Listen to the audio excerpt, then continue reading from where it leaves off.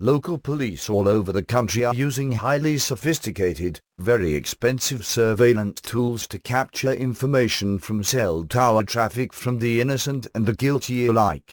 The devices they use were originally touted as tools for combating terrorism. Now they are being used as the shortest path in solving even the most petty crimes. USA Today is reporting that cell site simulators, known as stingrays, are being used at an increasingly alarming rate to capture information about all mobile phones within the area where the device is being used. There are obvious issues with the use of these devices as it relates to privacy. The stingray does not target particular phones, but instead vacuums up all data from all phones in the radius of the coverage of the device. That means that even if police were using it in the most extreme situations, say to track a kidnapper or known terrorist, there would still be legitimate privacy concerns. Those concerns are amplified by the fact that police use stingrays for everything from serious crimes, such as those mentioned above, to petty crimes such as simple burglary and prank phone calls. Police are using these devices as the shortest path because it is easier than conducting an old-fashioned investigation. The result is that police are becoming accustomed to the ease and convenience of these tools and are using them more and more. The city of Baltimore alone has used its stingray 4,300 times since 2007. That is at least 11 times per week. The majority of those cases were for petty crimes. If Baltimore is any indication of the frequency with which police across the country are using these tools, the problem is gargantuan. More than 50 police departments have and use stingrays. It is certain that other departments are overusing these surveillance tools.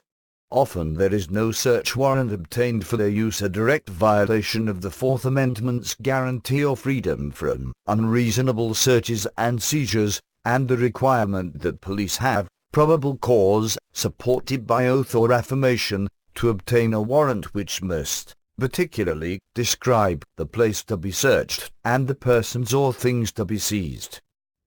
Joel Hrusco wrote in his piece for Extremitech.com, police often fail to submit a warrant request. One police department in Florida has admitted to using a stingray more than 200 times since 2010 without ever getting a warrant for its use. These devices are indiscriminate in rare cases, such as a stolen cell phone. Police may know in advance precisely which device to target, but in the majority of scenarios they're fishing for bait to see what they can find. The stingray, which is about the size of a large suitcase, is transported in either a surveillance van or a police car. It acts as a man in the middle by mimicking a cell tower and fooling any mobile phone in the area into connecting to it. It then harvests info from the phone, including the number of the phone, the number the phone is calling or texting, the location of the phone, and information about the phone itself. Once the stingray has that information, it relays the connection to the nearest real tower in the area. The only things that might alert a mobile phone user to the man-in-middle attack by a stingray will be a sudden dip in battery power or a slight delay in network speeds. The stingray sends a command to the phone to increase antennae power to maximum, and it takes an extra bit of time to grab what it wants and forward the connection to a real tower.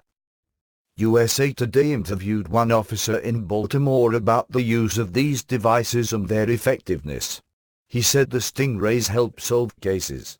"We're out riding around every day," said one officer assigned to the surveillance unit, who spoke on the condition of anonymity because of the department's non-disclosure agreement with the FBI. "We grab a lot of people, and we close a lot of cases." But the reality is that there is more to the story than that. While the use of stingrays does bring about arrests, many of the cases are dropped or reduced to get a conviction on lesser charges in exchange for a confession. Why is that? Because police departments have to sign non-disclosure agreements with the FBI to even obtain or use stingrays. As a result, police often cannot disclose even to prosecutors that they used the device. This means that police are caught between a rock and a hard place when it comes to testifying in court. If the officer discloses the fact that the reason he knew where to find the suspect was that he used a stingray to sniff out his phone, the officer could be liable for violating the non-disclosure agreement.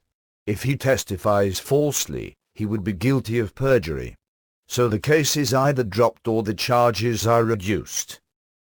One example of this was highlighted in the article and shows the futility of relying on these devices. Prosecutors have certainly agreed to forego evidence officers gathered after using a stingray. At a court hearing in November, a lawyer for a robbery suspect pressed one of the detectives assigned to the surveillance team for information about how the police had found a phone and gun prosecutors wanted to use as evidence against his client. Halley refused to explain, citing the non-disclosure agreement. "You don't have a non-disclosure agreement with the court," judge replied, and threatened to hold the detective in contempt if he did not answer. Prosecutors quickly agreed to forego the evidence rather than let the questioning continue. "I don't think that Halley wants to see a cell today," Assistant State's Attorney Patrick Seidel said. "The lesson many defendants and lawyers will take away from this is to press that same question in their cases. The likelihood is great that if such a device was used at all, the case will disintegrate."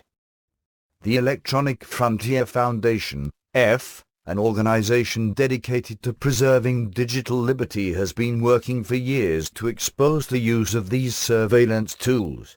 Lawyer Hanife Khari said, "The problem is you can't have it both ways.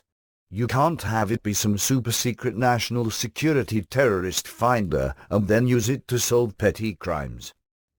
Has launched a fairly aggressive campaign against all street-level surveillance. The Street Level Surveillance Project, SLS, encourages citizens to hold police accountable and provides tools to do just that. Lists stingrays, automatic license plate readers, biometrics, and other technologies used by police which threaten privacy and liberty.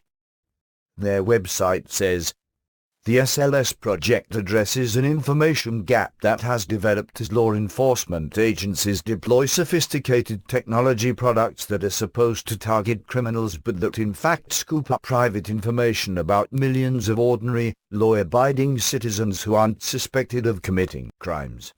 Government agencies are less than forthcoming about how they use these tools, which are becoming more and more sophisticated every year, and often hide the facts about their use from the public." Hopefully, as more cases fall apart because of questions about the use of stingrays, and as the public becomes more aware, their use will fall out of favor, and police will get back to conducting investigations the way they used to. Citizens need to demand it.